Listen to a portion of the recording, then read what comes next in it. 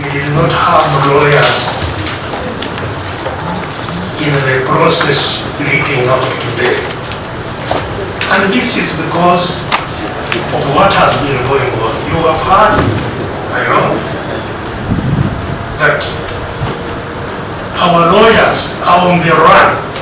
You are now advising us to assemble others who will not run. Because the person terrorizing them is the accused. The whole question of how we are represented should be addressed before this very application. Jurisdiction to choose lawyers, who to lead the team, is squarely in the hands of the choosing persons, the applicants. That nothing can continue on this application before we determine or hear the application seeking to enforce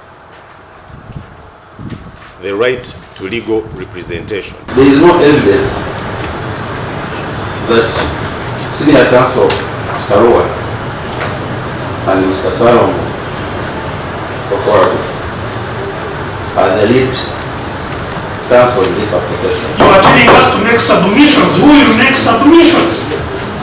Because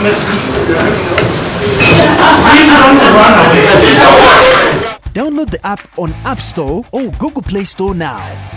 Vision Digital Experience, the future of media.